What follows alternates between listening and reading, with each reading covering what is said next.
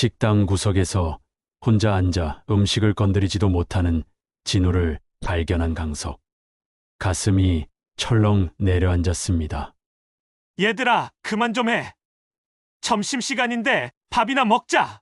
김지훈이 말렸지만 괴롭힘은 계속됐죠. 너 정말 부모 없는 거 맞아? 면회도 안 오고. 혹시 고아원 출신이야? 조롱하는 병사들. 아니에요. 그냥 바쁘셔서. 고개 숙인 채 떨리는 목소리로 대답하는 진우. 강석은 주먹을 꽉 쥐며 당장 달려가고 싶었지만 아들을 위해 그 자리에서 참아야만 했습니다. 안녕하세요, 여러분. 오늘 들려드릴 이야기는 한 아버지와 아들의 특별한 이야기입니다. 사랑한다는 마음을 표현하는 방법이 얼마나 어려운지, 그리고 진정한 강함이란 무엇인지 생각해 보게 하는 그런 이야기예요. 가족과의 관계에서 고민이 있으시거나 자신만의 길을 걸어가고 싶지만 두려움이 앞서시는 분들이라면 더욱 와 닿으실 거예요. 영상이 도움되신다면 좋아요와 구독 부탁드립니다. 그럼 시작해 보겠습니다. 오늘도 사단 본부는 분주했습니다. 회의실 긴 테이블 한가운데 앉은 최강석 사단장의 시선이 각 참석자들을 차례로 훑어봅니다. 30년 군 복무, 그중 10년을 사단장으로 지낸 강석의 얼굴에는 세월의 무게가 고스란히 새겨져 있었죠. 회색빛 머리카락 사이로 드러나는 굵은 눈썹, 그 아래 날카로우면서도 깊은 눈빛이 회의실 전체를 압도하고 있었습니다. 이번 달 훈련 평가 결과를 보니 전체적으로 양호합니다. 다만 신병교육대에서 몇 가지 문제가 있었던 것 같은데 참모장, 자세한 보고 부탁합니다. 참모장이 펼친 보고서를 받아든 강석은 한동안 침묵했습니다. 숫자와 그래프로 가득한 종이 위에서 그의 시선이 머문 곳은 따로 있었죠. 책상 모서리에 놓인 작은 메모지, 거기엔 간단한 한 줄이 적혀 있었습니다. 최진우 이병, 5월 15일 입대 완료. 회의 내용은 귀에 들어오지 않았습니다. 강석의 머릿속에는 온통 그 이름뿐이었죠. 진우, 22살 된 외아들. 말도 없이 군에 입대했다는 소식을 전해들은 지 벌써 한 달이 지났습니다. 그동안 강석은 아무렇지 않은 척 일상을 보냈지만 마음 한구석은 늘 무겁기만 했죠. 사단장님, 부대 내 안전사고 예방 방안에 대해서는 어떻게 생각하십니까? 참모진 중 한 명이 질문을 던졌습니다. 강석은 잠시 정신을 차리고 대답했죠.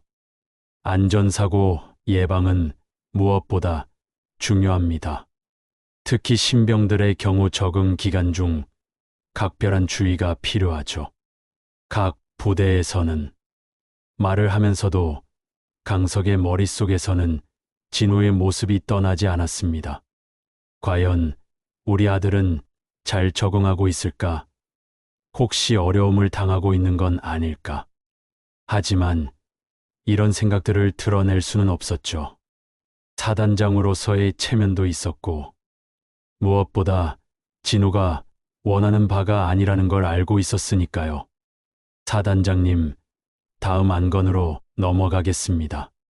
참모장의 목소리에 정신을 차린 강석이 고개를 끄덕였습니다.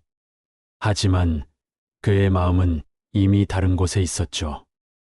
회의가 끝나고 혼자 남은 사무실에서 강석은 그 메모지를 다시 들여다봤습니다. 진우라는 글씨를 손가락으로 따라 그으며 작은 한숨을 내쉬었죠. 사무실 창밖으로는 해가 저물어가고 있었습니다. 오랜 집이 노을이 사단 본부 건물들을 물들이고 있었죠. 이 녀석, 결국 갔구나. 말도 없이. 강석은 의자에 깊숙이 몸을 맡기며 천장을 올려다봤습니다. 진우와의 마지막 대화가 선명하게 떠올랐죠. 그때는 겨울이었습니다. 집 거실에서 아버지와 아들이 마주 앉아 있었고, 진우는 평소보다 더 조용한 목소리로 말했었습니다. 아버지처럼 살고 싶지 않아요. 아버지 그늘 없이 제 힘으로 뭔가 해보고 싶어요. 그 말을 들었을 때 강석의 가슴 한쪽이 무너져 내리는 것 같았습니다. 아들을 위해 쌓아온 모든 것들이 오히려 아들에게는 짐이 되고 있다는 걸 그때 깨달았죠. 사단장이라는 지위, 군인으로서의 명예, 그 모든 것들이 진우에게는 벗어나고 싶은 족쇄였던 겁니다. 진우는 어릴 때부터 아버지와는 정반대 성격이었습니다. 조용하고 여린 마음을 가진 아이였죠. 책 읽기를 좋아하고 친구들과 뛰어노는 것보다는 혼자 있는 시간을 더 편해했습니다. 학교에서 돌아오면 방에 들어가서 책을 읽거나 그림을 그렸죠.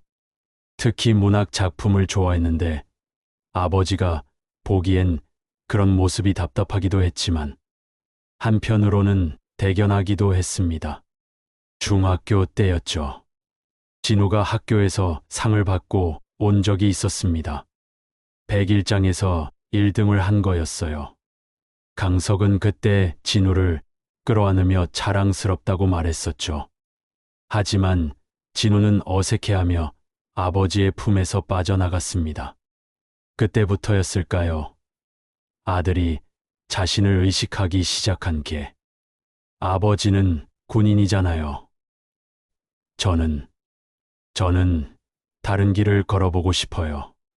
고등학교 3학년 때 진로를 놓고 이야기하던 중 진우가 한 말이었습니다. 강석은 그때 아들의 뜻을 존중한다고 말했지만 마음 한구석에서는 아쉬움이 컸었죠. 대를 이어 군인이 되기를 바라는 마음이 있었거든요. 그래서 더욱 놀랐습니다. 대학을 졸업하고 나서 갑자기 입대를 결정했다는 소식을 들었을 때 말이에요. 그때 강석은 단호하게 반대했었죠. 굳이 군 복무를 하지 않아도 되는 길이 있다. 아버지가 도와줄 수 있어. 대학원에 가거나 연구 분야에 매진하는 것도 좋잖니. 너는 책 읽고 글 쓰는 걸 좋아하지 않니? 하지만 진우는 고개를 저었습니다. 그 작은 어깨가 떨리는 걸 강석은 놓치지 않았죠. 그런 도움은 받고 싶지 않아요. 저도 저만의 길을 걸어보고 싶어요. 아버지 이름이 아닌 제 이름으로 뭔가 해보고 싶어요. 그날 밤 강석은 잠을 이루지 못했습니다. 아들의 마음을 이해하면서도 걱정이 앞섰거든요. 진우가 과연 그 험한 군대 생활을 견딜 수 있을까 하는 걱정 말입니다. 체력도 약한 편이었고 성격도 내성적이었는데 과연 단체 생활에 적응할 수 있을까 싶었죠. 강석은 창밖을 바라봤습니다. 저 멀리 신병교육대 건물들이 보였죠. 어딘가 저 건물 중 하나에서 진우가 생활하고 있을 거라는 생각에 마음이 더욱 무거워졌습니다. 인사 담당 참모에게 슬쩍 물어본 결과 진우는 입대 원서에 붙인 정보를 비공개로 처리했다고 했습니다. 완전히 아버지와는 상관없는 사람으로 살겠다는 의지였죠. 내가 아니라 너 자신으로 인정받고 싶겠지. 강석은 책상 서랍을 열어 진우의 어린 시절 사진을 꺼내 들었습니다. 초등학교 입학식 날 찍은 사진이었죠. 아직 어렸던 진우가 아버지 손을 꼭 잡고 환하게 웃고 있는 모습이 담겨 있었습니다. 그때는 참 행복했었는데 언제부터였을까요? 아들이 자신을 피하기 시작한 게. 언제부터 아버지라는 존재가 아들에게는 부담이 되기 시작했을까요? 사진 속 진우의 얼굴을 바라보며 강석은 눈가가 촉촉해지는 걸 느꼈습니다. 저렇게 작고 여린 아이가 지금은 군복을 입고 있다니 생각만 해도 마음이 아팠죠. 강석의 얼굴에 잠시 미소가 스쳤지만 곧 걱정스러운 표정으로 바뀌었습니다. 아버지로서 아들을 지켜보고 싶은 마음과 아들의 독립 의지를 존중해야 한다는 마음 사이에서 그는 조용히 갈등하고 있었습니다. 사진을 다시 서랍에 넣으며 강석은 마음속으로 다짐했습니다. 적어도 겉으로는 아무것도 모르는 척하기로.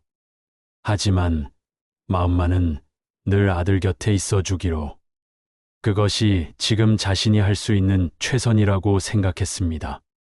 그로부터 2주가 지난 어느 금요일 오후였습니다. 강석은 평소와 다름없이 부대의 순시를 마치고 사무실로 돌아가던 중이었죠. 그때 참모장이 급하게 다가왔습니다. 사단장님, 이번 주 토요일에 신병교육대에서 면회 행사가 있습니다. 부모님들이 많이 오시는 행사라 점검차 방문하시면 어떨까 싶어서요. 강석의 걸음이 잠시 멈췄습니다. 면회 행사라는 말에 마음 한구석이 두근거렸죠. 혹시 진우도 면회를 받을까요? 아니면 아무도 오지 않아 혼자 있을까요? 강석은 애써 침착한 척하며 대답했습니다. 그래요. 신병들 사기 진작에도 도움이 될 테니 한번 가보죠. 토요일 아침, 강석은 평소보다 일찍 집에서 나섰습니다. 공식 방문이라 했지만 마음 한편으로는 진우를 볼 수 있을지도 모른다는 기대가 있었죠. 하지만 동시에 걱정도 컸습니다. 만약 진우가 자신을 보게 된다면 어떤 반응을 보일까요? 아들이 원하지 않는 간섭이 될까봐 두려웠습니다. 신병교육대에 도착했을 때는 이미 많은 부모들이 와 있었습니다. 면회장 앞마당에는 가족들을 기다리는 신병들이 줄지어 서 있었죠. 강석은 공식적인 점검을 핑계로 면회장 주변을 천천히 둘러봤습니다. 각 신병들의 얼굴을 하나하나 살펴보면서 진우를 찾았죠. 그런데 이상했습니다. 아무리 둘러봐도 진우가 보이지 않았어요. 혹시 면회를 받지 않는 건 아닐까 하는 생각에 마음이 무거워졌습니다. 강석은 교육대장에게 슬쩍 물어봤죠. 면회를 받지 않는 병사들은 어디서 대기하나요? 아, 그런 병사들은 따로 생활관에서 자유시간을 보내거나 개인 정비를 합니다. 사실 매번 몇 명씩은 있어요. 강석의 가슴이 찡했습니다. 진우가 혼자 생활관에 있을 거라는 생각에 마음이 아팠죠. 하지만 그때였습니다. 면회장 한쪽 구석에서 어깨를 잔뜩 움츠리고 고개를 숙인 채 서 있는 작은 최고의 병사가 눈에 들어왔어요. 진우. 강석의 심장이 빠르게 뛰기 시작했습니다. 분명히 진우였어요. 하지만 아들의 모습은 강석이 기억하는 것과 많이 달랐습니다. 예전보다 훨씬 야위어 보였고 얼굴색도 창백했죠. 무엇보다 그 축 처진 어깨와 고개를 들지 못하는 모습이 강석의 마음을 아프게 했습니다. 진우는 다른 병사들과 함께 줄을 서 있었지만 누구와도 대화하지 않았습니다. 주변 병사들이 면회 온 가족들과 반갑게 인사를 나누는 동안 진우만 혼자 그 자리에 서서 땅만 바라보고 있었죠. 강석은 조금 더 가까이 다가가 아들의 모습을 자세히 살펴봤습니다. 진우의 눈 밑은 까맣게 다크서클이 져 있었고 입술은 바짝 말라 있었어요. 군복도 다른 병사들에 비해 어딘지 어색하게 입고 있었고 자세도 어딘가 이축되어 보였습니다. 가끔 다른 병사들이 진우를 흘끔 쳐다보며 무언가 속삭이는 모습도 보였죠. 그때 한 부모가 진우 앞으로 다가왔습니다. 아마 다른 병사의 어머니인 것 같았어요. 얘야, 너는 면회 안 왔니? 부모님이 안 계시니? 진우는 고개를 더욱 숙이며 작은 목소리로 대답했습니다. 네, 바쁘셔서요. 그 말을 들은 강석의 가슴이 미어졌습니다. 진우는 부모가 바빠서 못 온다고 둘러대고 있었던 거예요. 사실은 자신이 면회를 거부한 건데 말이죠. 아마 아버지가 오면 자신의 정체가 드러날까봐 두려웠을 겁니다. 그럼 우리 아들하고 같이 있어. 혼자 있으면 심심하잖니. 그 어머니의 친절한 제안에도 진우는 고개를 저었습니다. 괜찮습니다. 저는 그냥 있을게요. 진우의 목소리에는 말할 수 없는 외로움이 담겨 있었습니다. 강석은 그 자리에서 당장 뛰어가 아들을 끌어안고 싶었지만 참았습니다. 그렇게 한다면 진우가 원하는 바가 아니라는 걸 알고 있었거든요. 면회 시간이 지나고 병사들이 각자 부대로 돌아갈 때였습니다. 다른 병사들은 가족들과 마지막 인사를 나누며 아쉬워했지만 진우는 혼자서 다른 병사들 뒤를 따라 걸어갔어요. 그 뒷모습이 너무나 쓸쓸해 보였습니다. 강석은 교육대장에게 다가가 조심스럽게 물어봤습니다. 저기 혼자 있던 병사, 최진우라는 병사 말인데 평소 어떤가요? 아, 최진우 이병요? 그 병사는 좀 특이한 경우입니다. 다른 병사들에 비해 적응이 느린 편이고 체력도 부족해서 자주 뒤처지는 편이에요. 성격도 내성적이고요. 강석의 얼굴이 어두워졌습니다. 역시 진우는 힘들어하고 있었던 거였어요. 혹시 다른 병사들과 문제가 있는 건 아닌가요? 교육대장은 잠시 망설이더니 조심스럽게 대답했습니다. 글쎄요, 확실하지는 않지만 가끔 혼자 있는 경우가 많고 다른 병사들과 어울리지 못하는 것 같습니다. 아직 적응 기간이니까 시간이 지나면 나아질 거라 생각하고 있습니다. 강석은 더 이상 묻지 못했습니다. 너무 구체적으로 물어보면 의심을 받을 수도 있었거든요. 하지만 마음은 더욱 무거워졌습니다. 진우가 혼자 힘들어하고 있다는 걸 확인했지만 직접 도와줄 수 없다는 현실이 괴로웠어요. 돌아가는 차 안에서 강석은 진우의 모습을 떠올리며 깊은 한숨을 내쉬었습니다. 아들의 야위고 지친 얼굴, 움츠린 어깨, 그리고 그 외로운 뒷모습이 자꾸만 머릿속에 떠올랐죠. 이 아이, 뭔가 숨기고 있다. 강석은 직감했습니다. 진우에게 단순한 적응 문제 이상의 무언가가 일어나고 있다는 걸 말이에요. 하지만 아버지로서 직접 나서서 도와줄 수도 없고 그렇다고 모른 척할 수도 없는 상황이었습니다. 강석은 처음으로 사단장이라는 지위가 이렇게 무력하게 느껴진다는 생각을 했습니다. 면회 행사에서 진우를 본 지 사흘이 지났습니다. 강석은 그동안 아들의 모습을 떨쳐낼 수 없었어요. 밤마다 진우의 야위고 지친 얼굴이 떠올라 잠을 이루지 못했습니다. 무언가 조치를 취해야 한다는 생각이 들었지만 동시에 진우의 뜻을 존중해야 한다는 마음 사이에서 갈등했죠. 화요일 오후 강석은 마침내 결심을 굳혔습니다. 직접 나서지는 못하더라도 적어도 진우의 상황을 정확히 파악해야겠다고 생각한 거예요. 강석은 인사과장을 불러들였습니다. 최근 신병교육대 병사들의 관리 현황을 한번 점검해보고 싶습니다. 특히 적응에 어려움을 겪는 병사들이 있는지 자세히 알아보죠. 인사과장이 고개를 끄덕이며 대답했습니다. 알겠습니다. 병사 개인별 관리 일지를 검토해서 보고드리겠습니다. 그리고 혹시 상담이나 의료진 검진을 받은 병사들 명단도 함께 정리해 주세요. 요즘 정신건강 관리가 중요하다고 하니까요. 강석은 최대한 자연스럽게 말했지만 속으로는 조마조마했습니다. 혹시 진우의 이름이 그 명단에 있을까봐 걱정되기도 하고 한편으로는 있기를 바라기도 했어요. 적어도 도움을 받고 있다면 다행이니까요.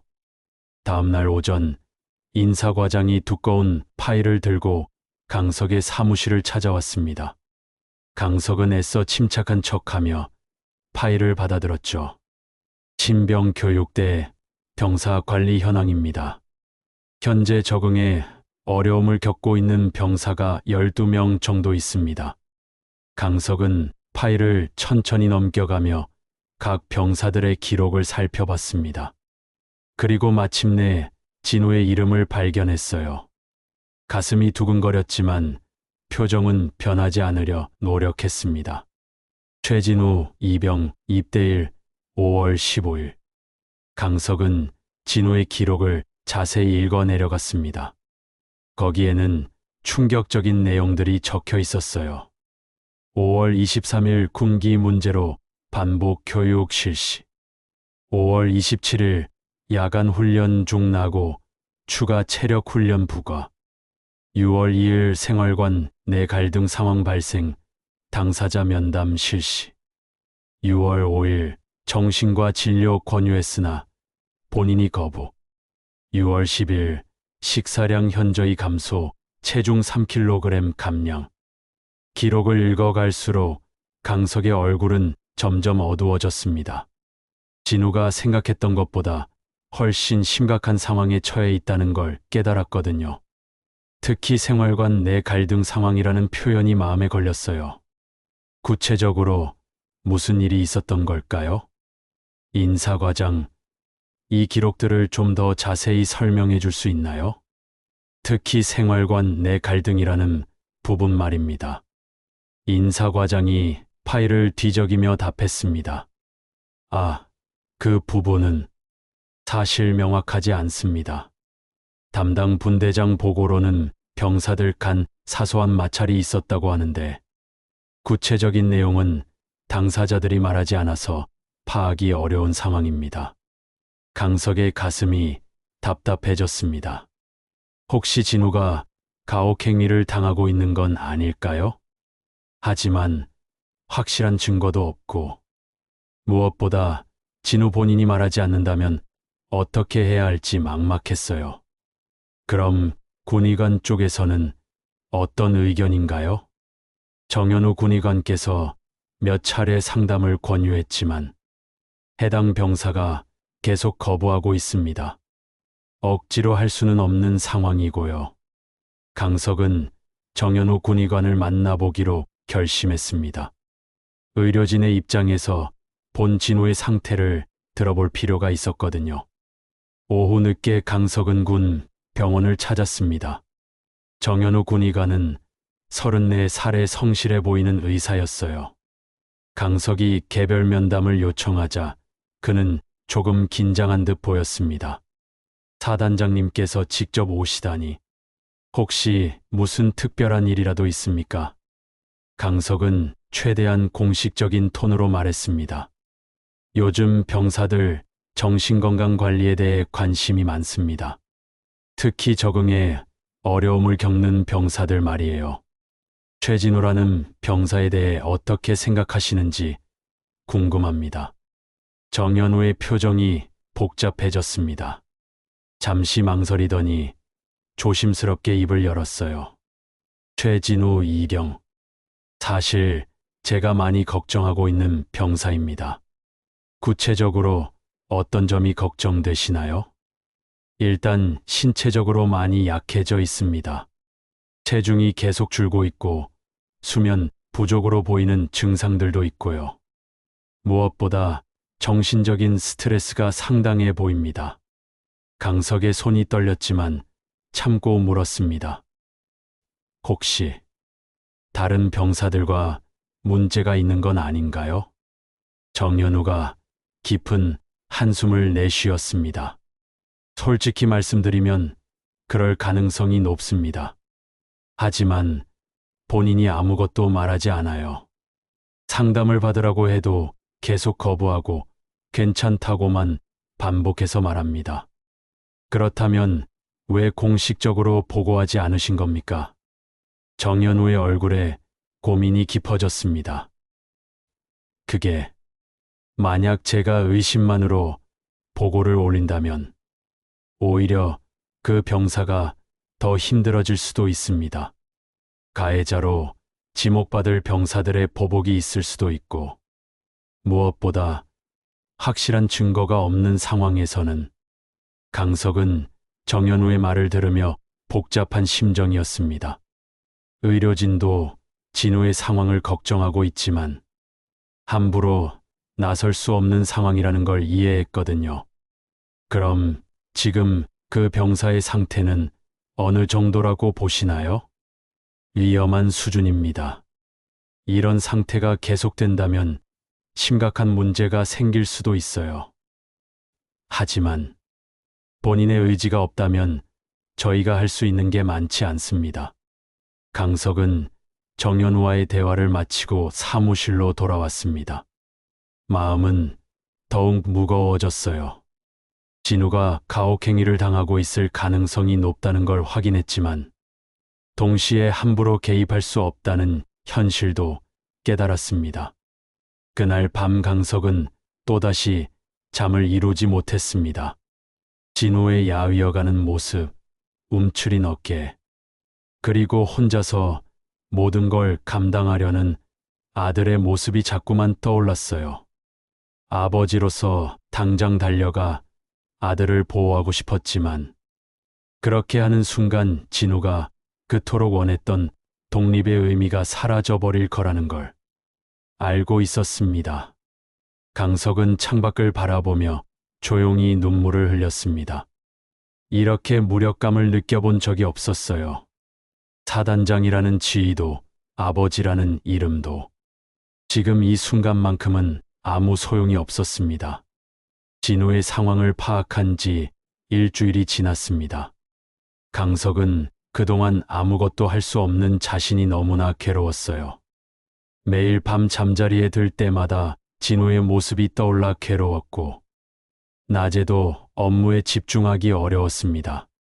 사단장으로서의 권한은 막강했지만 아버지로서 아들을 도와줄 수 없다는 현실이 그를 짓눌렀죠. 목요일 점심시간 강석은 혼자서 부대 식당에 갔습니다. 평소라면 간부 식당에서 식사를 했겠지만 오늘은 왠지 병사들이 있는 곳에 있고 싶었어요. 혹시나 해서 신병교육대 쪽 식당도 둘러보기로 했습니다. 신병교육대 식당은 평소보다 조용했습니다. 점심시간이 거의 끝나가는 시간이라 병사들이 많지 않았죠. 강석은 구석진 자리에 앉아 주변을 살펴봤습니다. 그때 익숙한 뒷모습이 눈에 들어왔어요. 진우였습니다. 식당 맨 뒤쪽 구석에 혼자 앉아 있었죠. 강석은 조심스럽게 진우의 모습을 관찰했습니다. 아들은 배식받은 음식을 거의 건드리지 않고 있었어요.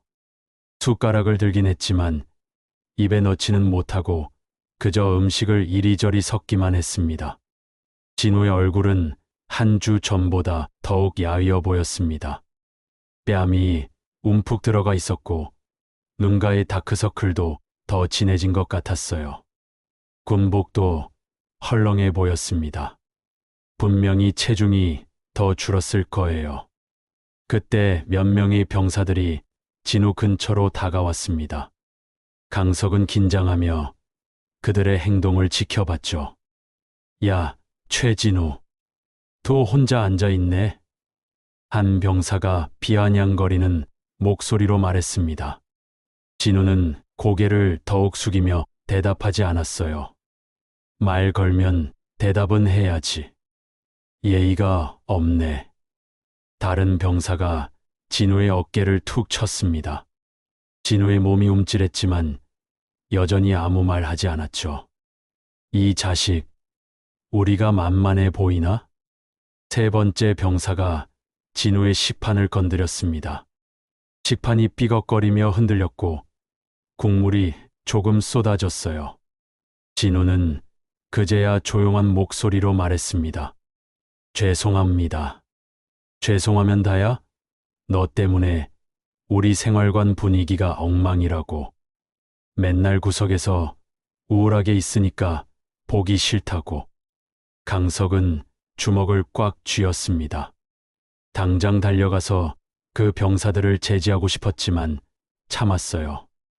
그렇게 하는 순간 진호의 입장만 더 어려워질 거라는 걸 알고 있었거든요. 그리고 너 정말 부모 없는 거 맞아? 면회도 안 오고. 혹시 고아원 출신이야? 그 말에 진호의 어깨가 더욱 떨렸습니다. 강석의 가슴이 찢어지는 것 같았어요. 아니에요. 그냥 바쁘셔서. 바쁘다고 자식 면회도 못 올 정도로? 참 불쌍하네. 병사들의 조롱이 계속됐습니다. 진우는 그 모든 걸 고개 숙인 채로 감당하고 있었어요. 강석은 자리에서 일어나려다가 다시 앉았습니다. 한 번, 두 번, 세 번, 몇 번이나 일어나려다가 다시 앉기를 반복했죠. 그때 진우 옆에 앉아 있던 다른 병사가 입을 열었습니다. 야들아, 그만 좀 해. 점심시간인데 밥이나 먹자. 김지훈, 너는 빠져. 이건 우리 생활관 일이야. 김지훈이라는 병사가 조용히 말했습니다. 그래도 이건 좀 심한 것 같은데. 심하긴 뭐가 심해. 이 자식이 맨날 이상하게 굴어서 그러는 거야. 대답도 제대로 안 하고 뭔가 숨기는 것 같고. 강석은 김지훈이라는 병사가 진우를 감싸려 한다는 걸 보고 조금 안심했습니다. 적어도 진우 편에 서는 사람이 한 명은 있다는 거니까요. 결국 병사들은 진우를 더 괴롭히지 않고 자리를 떠났습니다. 하지만 진우는 여전히 고개를 숙인 채 앉아 있었어요. 김지훈이 진우에게 조용히 말을 걸었습니다. 괜찮아? 진우가 고개를 끄덕였지만 목소리는 떨리고 있었어요. 괜찮아요. 익숙해요. 그 말에 강석의 마음이 무너졌습니다. 익숙하다는 말은 이런 일이 자주 있었다는 뜻이었거든요. 김지훈이 계속 말했습니다. 너 뭔가 숨기고 있는 거 아니야? 왜 이렇게까지 참아? 진우는 잠시 침묵했다가 작은 목소리로 대답했습니다. 그냥 말해봐야 소용없어요. 오히려 더 복잡해질 것 같아서. 무슨 소리야? 분대장한테 말하면 되잖아. 안 돼요. 절대 안 돼요. 진우의 목소리에 간절함이 담겨 있었습니다. 강석은 그 이유를 알 것 같았어요. 진우는 자신의 정체가 드러날까봐 두려워하고 있었던 거죠. 나는 그냥 아무것도 아닌 사람이 되고 싶었어요. 아버지 이름 없이도 살아보고 싶었어요. 진우의 목소리가 더욱 작아졌습니다. 김지호는 무슨 말인지 이해하지 못하는 것 같았지만 강석은 그 말의 의미를 정확히 알 수 있었어요.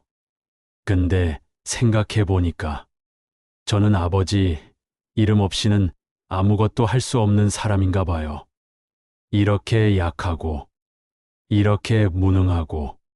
진호의 목소리가 떨렸습니다. 눈가에 눈물이 맺히는 것 같았어요. 강석은 그 자리에 더 이상 앉아 있을 수 없었습니다.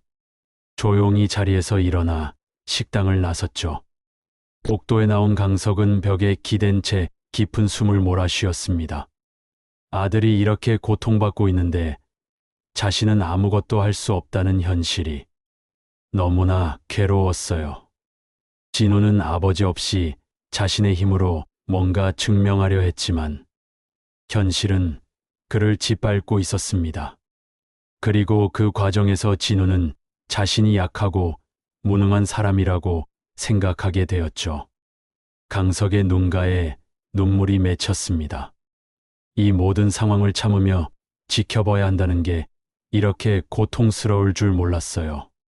아버지로서 그리고 한 사람의 인간으로서 강석은 그날 처음으로 자신의 한계를 느꼈습니다.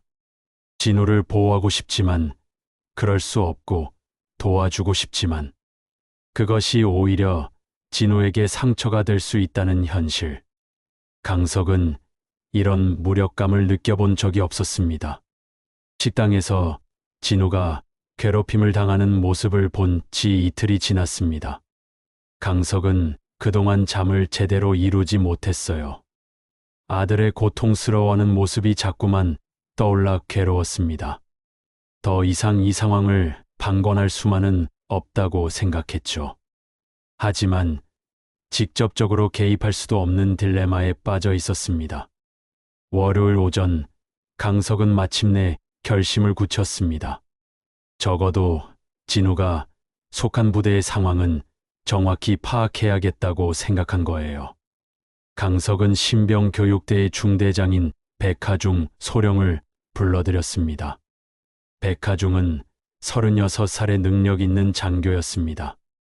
사관학교를 우수한 성적으로 졸업했고 여러 부대에서 좋은 평가를 받아온 인물이죠. 하지만 최근 들어 실적 압박에 시달리고 있다는 소문도 있었어요. 백하중 소령, 앉으세요. 강석의 목소리는 평소보다 더 엄숙했습니다. 백하중은 약간 긴장한 모습으로 자리에 앉았죠. 신병교육대 상황은 어떻습니까? 최근 병사 관리에 특별한 문제는 없고요. 네, 전체적으로는 양호합니다. 다만 몇몇 병사들이 적응에 어려움을 겪고 있긴 하지만 이는 예상 범위 내의 일이라고 생각합니다. 강석은 조심스럽게 접근했습니다. 적응에 어려움을 겪는다는 게 구체적으로 어떤 의미인가요? 백하중이 잠시 생각하더니 대답했습니다. 체력이 부족하거나 성격이 내성적인 병사들이 있습니다. 이런 병사들은 동료들과 어울리지 못하고 훈련에서도 자주 뒤처지죠. 사실 이런 경우는 어느 부대에나 있는 일입니다. 그런 병사들에 대한 특별한 관리 방안이 있나요? 일단은 더 엄격하게 훈련시키고 있습니다. 약한 모습을 보이면 다른 병사들도 그것을 보고 해이해질 수 있거든요. 군기를 바로 세우는 게 중요하다고 생각합니다. 강석의 얼굴이 굳어졌습니다. 백하중의 말에서 진우가 더 혹독한 대우를 받고 있을 거라는 걸 짐작할 수 있었어요. 혹시 병사들 간의 갈등이나 괴롭힘 같은 문제는 없습니까? 백하중의 표정이 살짝 변했습니다. 갈등이라. 글쎄요. 사소한 마찰은 있을 수 있지만 심각한 수준은 아닙니다. 대부분 병사들끼리 알아서 해결되는 일들이고요. 사소한 마찰이라고 하셨는데 구체적으로 어떤 일들인가요? 백하중이 잠시 망설였습니다. 예를 들어 최진우라는 병사가 있습니다. 이 병사는 정말 문제가 많아요. 체력도 약하고 다른 병사들과 어울리지도 못하고 뭔가 항상 숨기는 듯한 태도를 보입니다. 강석의 가슴이 뛰기 시작했지만 애써 침착함을 유지했습니다. 그래서요? 다른 병사들이 그런 모습을 보고 좀 무시하는 분위기가 있습니다. 사실 이해할 만도 해요. 같은 생활관에서 지내는데 혼자만 이상하게 굴면 다른 사람들이 불편해하죠. 강석은 더는 참을 수 없었습니다. 무시한다는 게 어느 정도 수준입니까? 말을 안 걸어준다든지 같이 어울리지 않는다든지 그 정도요. 별것 아닌 일들입니다. 백하중의 말에는 진우의 상황을 대수롭지 않게 생각하는 뉘앙스가 담겨 있었습니다. 강석은 분노가 치밀어 올랐지만 꾹 참았어요. 그런데 왜 그 병사는 적응을 못하고 있다고 생각하십니까? 글쎄요. 처음부터 뭔가 이상했어요. 다른 병사들은 입대할 때 가족 연락처나 면회 계획 같은 걸 이야기하는데 이 병사는 그런 얘기를 전혀 하지 않더라고요. 뭔가 숨기는 게 있는 것 같아서 더 엄격하게 관리하고 있습니다. 강석의 목소리가 조금 변했습니다. 엄격하게 관리한다는 게 무슨 뜻입니까? 추가 훈련을 더 주고 생활 태도를 더 철저히 점검하고 그런 식으로요. 이런 병사들은 더 강하게 밀어붙여야 정신을 차리거든요. 백하중의 말을 들으며 강석은 진우가 얼마나 힘들어했을지 상상할 수 있었습니다. 다른 병사들의 괴롭힘뿐만 아니라 중대장으로부터도 더 혹독한 대우를 받고 있었던 거예요.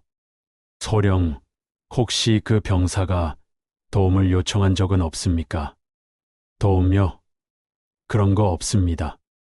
오히려 더 문제인 게 뭔가 물어봐도 제대로 대답을 안 해요. 답답한 병사죠. 강석은 더 이상 참을 수 없었습니다. 목소리에 분노가 섞여 나왔어요.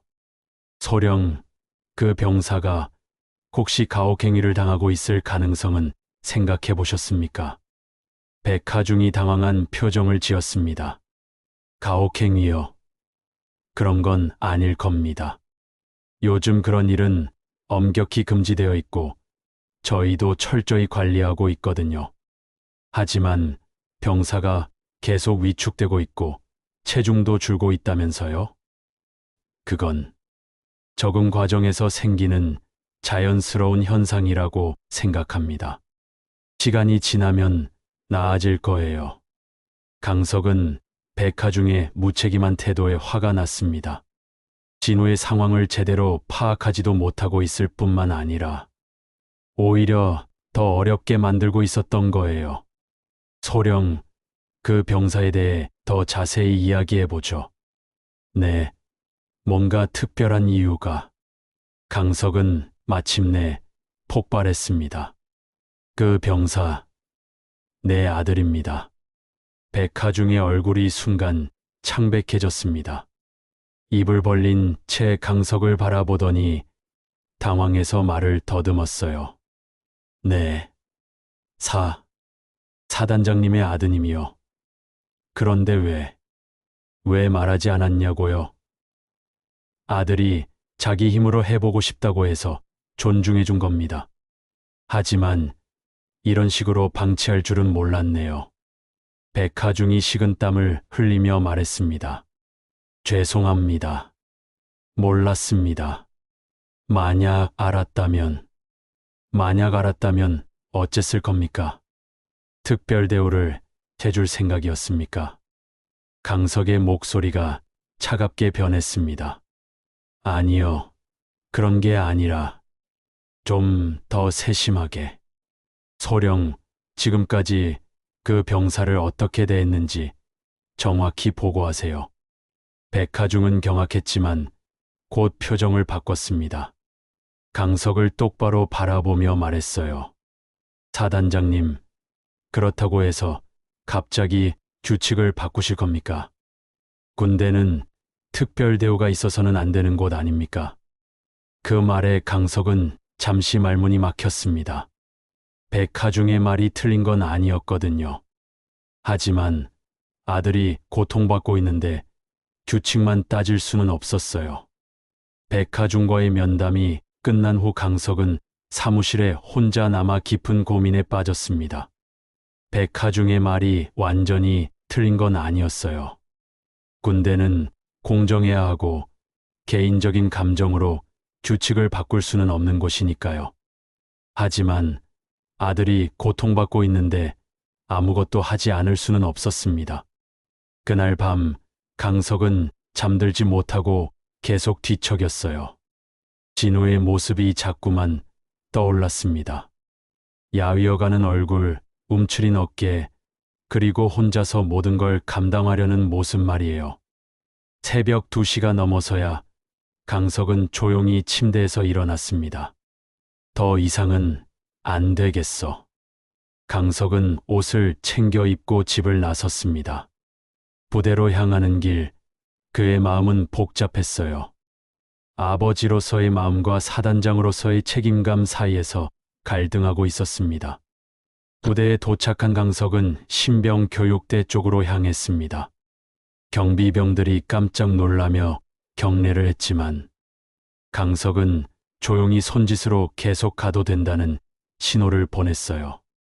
생활관 건물 앞에 도착한 강석은 잠시 망설였습니다. 정말 이래도 되는 걸까? 하지만 진우가 걱정되는 마음이 더 컸어요. 강석은 조심스럽게 생활관 건물에 들어갔습니다. 복도는 조용했고 병사들은 모두 잠들어 있는 시간이었죠. 강석은 진우가 있는 생활관을 찾아 문 앞에 섰습니다. 생활관 안에서 작은 소리가 들려왔어요. 누군가 뒤척이는 소리였습니다. 강석은 문 틈새로 안을 살펴봤죠. 어둠 속에서 한 병사가 침대에서 일어나는 모습이 보였어요. 진우였습니다.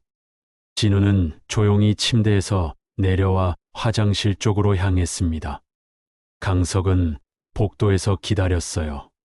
잠시 후 진우가 화장실에서 나왔는데 그때 강석은 충격적인 장면을 목격했습니다. 진우가 자신의 침대로 돌아가려는데 다른 침대에서 누군가 일어났어요. 그리고 진우에게 조용히 다가가더니 무언가 속삭였습니다. 진우의 몸이 움찔했지만 아무 말도 하지 않았어요. 너 때문에 우리 생활관 분위기가 엉망이야. 맨날 우울하게 있으니까 보기 싫다고. 작은 목소리였지만 강석에게는 또렷하게 들렸습니다. 진우는 고개만 숙인 채 아무 대답도 하지 않았어요. 그리고 너 진짜 뭔가 숨기고 있는 거 맞지? 면회도 안 오고 가족 얘기도 안 하고 혹시 문제 있는 집안이야? 진우의 어깨가 떨렸습니다. 강석은 주먹을 꽉 쥐었어요. 대답 안 할 거야? 정말 답답한 놈이네. 내일부터는 더 조용히 해. 우리 잠 방해하지 말고. 그 병사는 진우의 어깨를 한 번 더 툭 치고는 자신의 침대로 돌아갔습니다. 진우는 한동안 그 자리에 서 있다가 조용히 자신의 침대에 누웠어요. 하지만 잠들지는 못하는 것 같았습니다. 강석은 더 이상 지켜볼 수 없어서 조용히 그 자리를 떠났습니다. 복도에 나온 강석은 벽에 기댄 채 깊은 한숨을 내쉬었어요. 진우가 밤에도 편안히 쉴 수 없다는 걸 확인한 순간이었습니다. 다음 날 오전, 강석은 또 다른 충격적인 소식을 들었습니다. 정현우 군의관이 급하게 찾아온 거예요. 사단장님, 최진우 이병에 대해 급히 말씀드릴 일이 있습니다. 무슨 일입니까? 어젯밤에 그 병사가 악몽에 시달린 것 같습니다. 같은 생활관 병사가 신고해서 알게 됐는데 잠꼬대로 계속 죄송합니다. 그만하세요. 같은 말을 반복했다고 합니다. 강석의 가슴이 철렁했습니다. 그래서요? 그리고 오늘 아침 김지훈이라는 병사가 저를 찾아왔습니다. 최진우 이병과 가장 가까운 동료인데 진우가 어젯밤에 잠꼬대를 심하게 했다고 하더군요. 정현우가 계속 말했습니다. 김지훈 병사가 진우를 깨웠는데 진우가 눈물을 흘리고 있었다고 합니다. 그래서 무슨 일이냐고 물어봤더니 뭐라고 했습니까? 진우가 처음으로 털어놓았다고 합니다. 자신이 사단장 아들이라는 걸 숨기고 입대했는데 그것 때문에 더 힘들어하고 있다고. 강석은 정현우의 말을 들으며 마음이 무너지는 것 같았어요. 김지훈 병사에게 뭐라고 말했나요? 내가 사단장 아들이란 거 알면 사람들이 더 미워할까봐 무서웠어요. 그래서 참았어요. 그냥 아버지가 없는 사람처럼 살고 싶었어요라고 했다고 합니다. 정연우의 목소리에도 안타까움이 담겨 있었어요. 그리고 이런 말도 했다고 합니다. 나는 아버지 없이도 뭔가 할 수 있는 사람이 되고 싶었는데 결국 아무것도 못하는 사람인가 봐요라고. 강석은 그 말을 들은 순간 눈가가 촉촉해졌습니다. 진우가 얼마나 절망했을지 상상할 수 있었어요.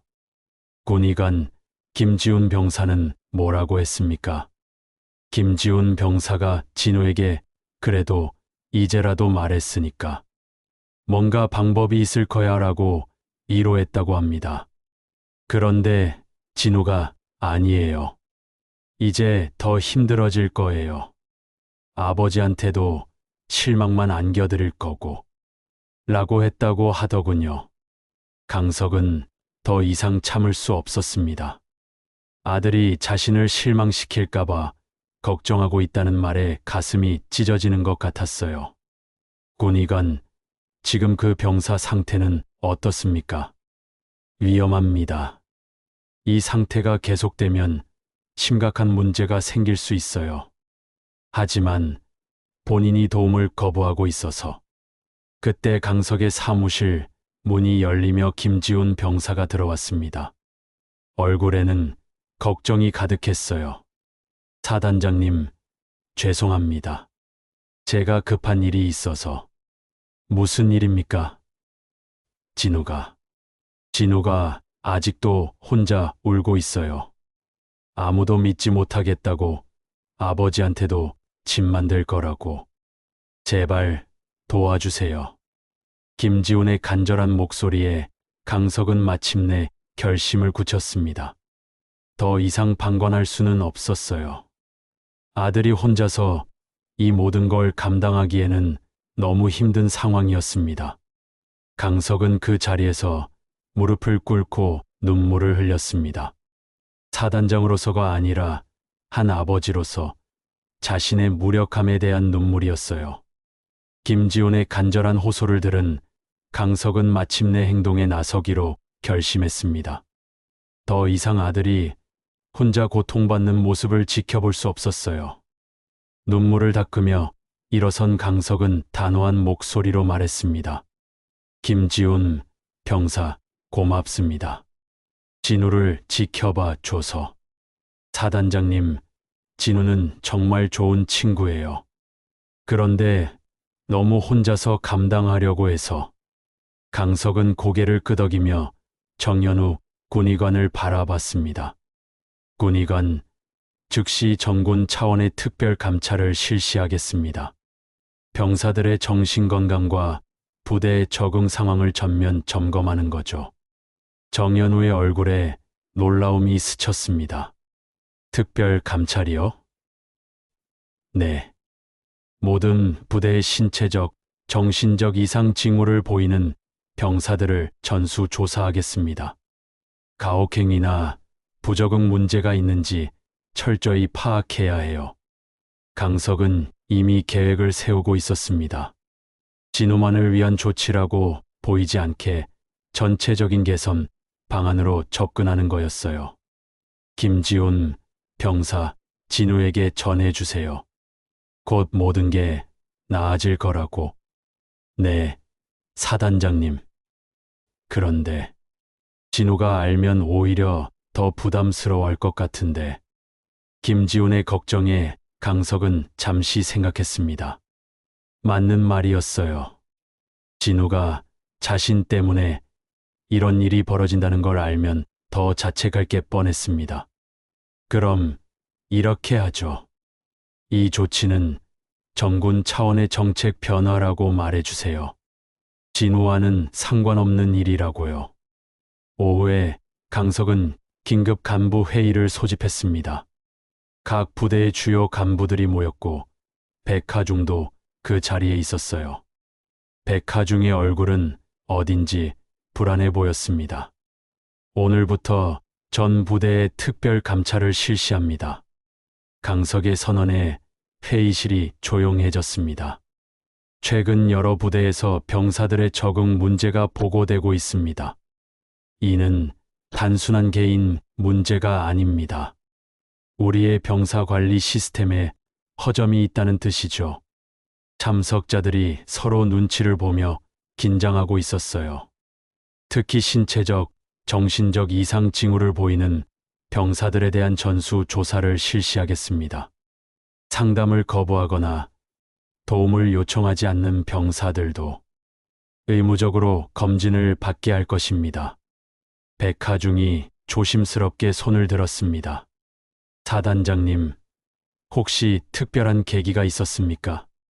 강석의 시선이 백하중에게 향했습니다. 그 눈빛에는 차가운 분노가 담겨 있었어요. 계기요. 우리가 놓치고 있는 병사들이 너무 많다는 걸 깨달았습니다. 혹시 소령은 다른 의견이 있습니까? 아니요. 그런 건 아닙니다. 다만 갑작스러운 변화에 병사들이 당황할 수도. 당황한다고요. 병사들이 제대로 된 관리를 받게 되는데 왜 당황하겠습니까? 강석의 목소리에 날카로움이 더해졌습니다. 특히 신병 교육 때는 더욱 세심한 점검이 필요합니다. 적응에 어려움을 겪는 병사들을 방치해서는 안 돼요. 백하중의 얼굴이 창백해졌습니다. 강석이 자신의 부대를 겨냥하고 있다는 걸 눈치챈 거죠. 회의가 끝난 후 강석은 백하중을 따로 불렀습니다. 소령, 어제 우리 대화 기억나시죠? 네, 사단장님. 그때 소령이 한 말이 생각납니다. 규칙을 바꿀 수 없다고, 특별 대우는 안 된다고 하셨죠. 백하중이 긴장한 채로 고개를 끄덕였습니다. 맞습니다. 저는 지금 규칙을 바꾸는 게 아닙니다. 기존 규칙을 제대로 적용하는 것뿐이에요. 모든 병사를 공평하게 관리하라는 원칙 말입니다. 그런데 뭡니까? 혹시 소령은 지금까지 일부 병사들을 제대로 관리하지 않았다는 뜻입니까? 백하중이 말문이 막혔습니다. 뭐라고 대답해도 자신에게 불리할 것 같았거든요. 소령, 내일부터 신병 교육대 전체 병사들에 대한 개별 면담을 실시하세요. 특히 적응에 어려움을 겪고 있다고 보고된 병사들은 더욱 신중하게 다뤄야 합니다. 알겠습니다. 그리고 소령, 만약 이 과정에서 부적절한 관리 사례가 발견된다면 그때는 정말 규칙대로 처리하겠습니다. 강석의 말에 담긴 의미를 이해한 백하중의 얼굴이 더욱 굳어졌습니다. 다음 날부터 특별 감찰이 시작됐습니다. 각 부대에서는 병사들의 건강 상태와 적응 정도를 세밀하게 점검하기 시작했어요. 진우도 당연히 조사 대상에 포함됐습니다. 김지훈이 진우에게 이 소식을 전했을 때 진우의 반응은 예상했던 대로였어요. 이거 혹시 나 때문인 건 아니야? 아니야. 전군 차원의 정책 변화래. 너만의 문제가 아니라 여러 부대에서 비슷한 일들이 있었나 봐. 진우는 여전히 불안해했지만 적어도 자신만의 문제가 아니라는 걸 알고 조금 안심하는 것 같았어요. 백하중은 그날 밤 고민 끝에 사표를 작성했습니다. 특별 감찰 과정에서 자신의 부적절한 관리 방식이 드러날 게 뻔했거든요. 다음 날 아침 그는 강석을 찾아가 사표를 제출했습니다. 사단장님, 사표를 제출하겠습니다. 강석은 사표를 받아들고 백하중을 바라봤습니다. 이유가 뭡니까? 제가 병사 관리에 소홀했습니다. 특히 최진우 이병에 대해서는 제대로 된 관심을 기울이지 못했어요. 백하중의 목소리에는 후회가 담겨 있었습니다. 이제라도 깨달으셨군요. 네. 그 병사가 사단장님 아드님이라는 걸 떠나서 저는 한 사람의 고통을 외면했습니다. 강석은 잠시 생각하다가 말했습니다. 소령, 마지막으로 한 가지만 묻겠습니다. 만약 그 병사가 제 아들이 아니었다면 계속 그렇게 했을 겁니까? 백하중은 대답하지 못했습니다. 그 침묵이 모든 걸 말해주고 있었어요. 소령, 떠나기 전에 그 병사에게 사과하세요. 그리고 앞으로는 모든 병사를 똑같이 소중하게 여기는 지휘관이 되시길 바랍니다. 백하중이 고개를 숙이며 대답했습니다. 네, 사단장님. 정말 죄송합니다. 그날 오후 백하중은 떠나기 전 진우를 찾아가 진심으로 사과했습니다. 진우는 당황스러워했지만 처음으로 누군가로부터 진정한 사과를 받는 경험이었어요.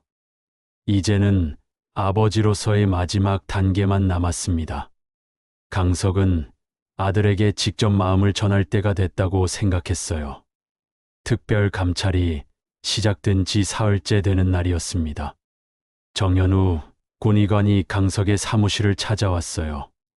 얼굴에는 안도감과 함께 걱정도 섞여 있었습니다. 사단장님, 최진우 이병 검진 결과를 보고드리겠습니다. 강석은 마음을 가다듬고 보고를 들었습니다.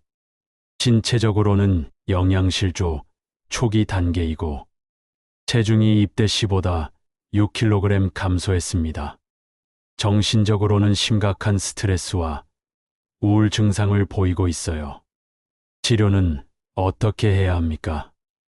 일단 충분한 휴식과 상담 치료가 필요합니다. 군 병원에서 집중 관리를 받는 게 좋겠어요. 강석은 고개를 끄덕였습니다. 이제 진우를 공식적으로 도울 수 있게 된 거였어요. 그럼 즉시 조치하세요. 그리고 가능하면 제가 직접 설명드리고 싶습니다. 다음 날 오전 진우는 군 병원으로 이송 조치를 받게 됐다는 통보를 받았습니다. 김지훈이 함께 있어줬어요. 진우야, 이제 좀 나아질 거야. 병원에서 푹 쉬고 치료받으면 돼. 지훈아, 고마워. 내가 없었으면 정말 어떻게 됐을지 몰라. 진우의 목소리는 여전히 작았지만 예전보다는 조금 밝아 보였어요. 별거 아니야. 친구니까 당연한 거지. 김지우는 진우의 어깨를 토닥이며 말했습니다. 그런데 혹시 아버지가 이 일을 알게 될까봐 걱정돼. 왜? 아버지한테 알려지면 안 돼. 진우는 잠시 망설이다가 말했습니다. 아버지를 실망시키고 싶지 않아. 아버지 없이도 할 수 있다고 했는데 결국 이 모양이잖아. 김지훈이 진우를 바라보며 말했습니다. 진우야, 넌 정말 강한 애야. 이런 상황에서도 혼자 버텨왔잖아. 그게 얼마나 대단한 건지 알아? 오후에 진우는 군 병원으로 향했습니다. 병원에 도착해 입원 수속을 밟는 동안 진우의 마음은 복잡했어요. 안도감과 함께 죄책감도 느끼고 있었습니다. 병실에 혼자 있을 때였습니다. 간호사가 들어와서 말했어요. 최진우 이병 면회객이 오셨어요. 면회객이요? 김지훈인가요? 아니요. 다른 분이세요. 진우는 고개를 갸우뚱했습니다. 자신을 면회해 올 사람이 또 있을까 싶었거든요. 면회실로 향하는 발걸음이 무거웠어요. 면회실 문을 열고 들어간 진우는 깜짝 놀랐습니다. 거기에는 자신이 전혀 예상하지 못한 사람이 앉아 있었어요. 아버지? 강석이 일어나서 진우를 바라봤습니다. 아들의 야위어진 모습을 보는 순간 눈가가 촉촉해졌어요. 진우야, 아버지, 어떻게 여기를? 혹시 제가 병원에 입원했다는 걸?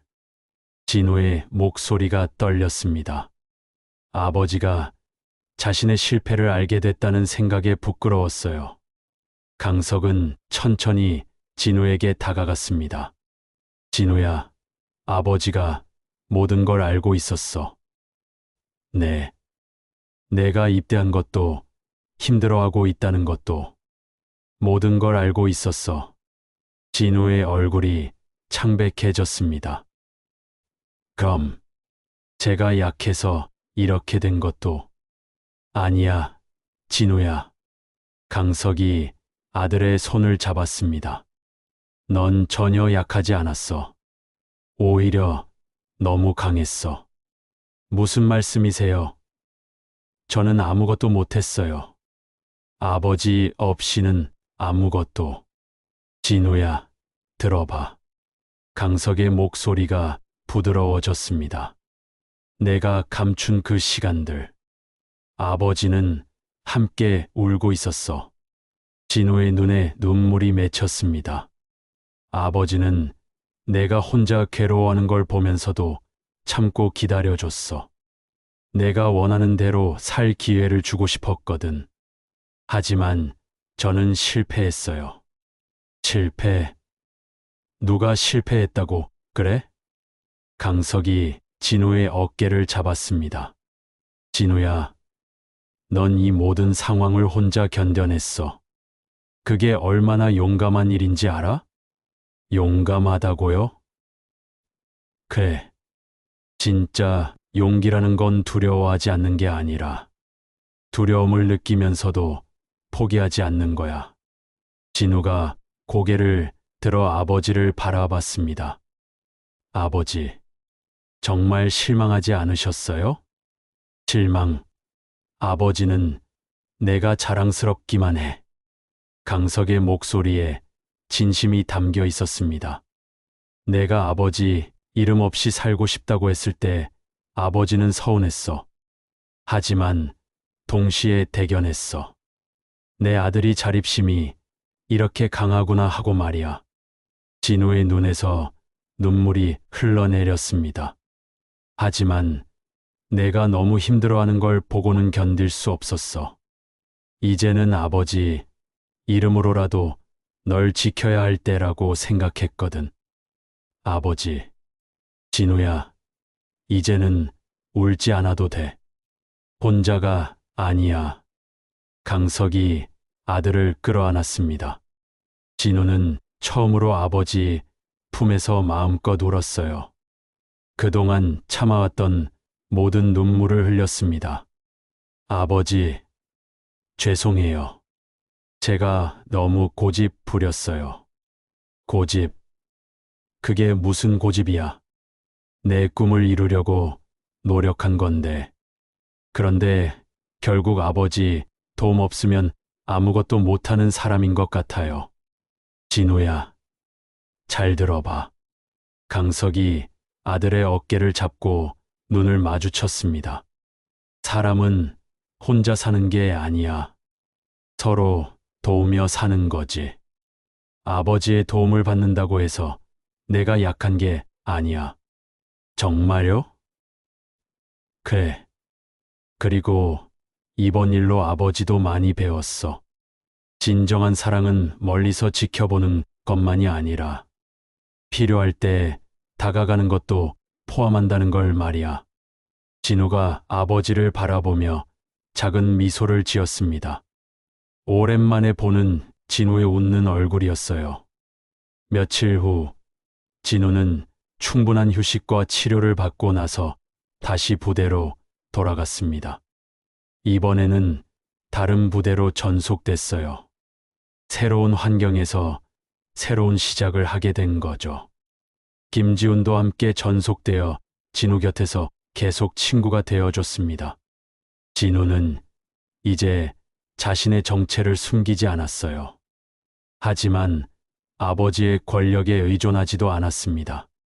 그저 한 명의 병사로서 성실하게 군 생활을 해나갔죠. 어느 날 저녁, 진우는 아버지에게 편지를 썼습니다. 아버지, 이제 저는 알 것 같아요. 진정한 강함이 무엇인지. 그리고 진정한 사랑이 무엇인지. 아버지 덕분에 저는 혼자가 아니라는 걸 깨달았어요. 그리고 그것이 저를 더욱 강하게 만들어준다는 것도요. 사랑합니다, 아버지. 강석은 그 편지를 읽으며 조용히 눈물을 흘렸습니다. 이제 진우는 정말로 성장했다는 걸 느낄 수 있었어요. 아버지의 사랑을 받아들이면서도 자신만의 길을 걸어가는 성숙한 어른이 되어가고 있었습니다. 그날 밤 강석은 하늘을 올려다보며 조용히 말했습니다. 진우야, 넌 정말 자랑스러운 아들이야. 오늘 강석과 진우 부자의 이야기는 여기까지입니다.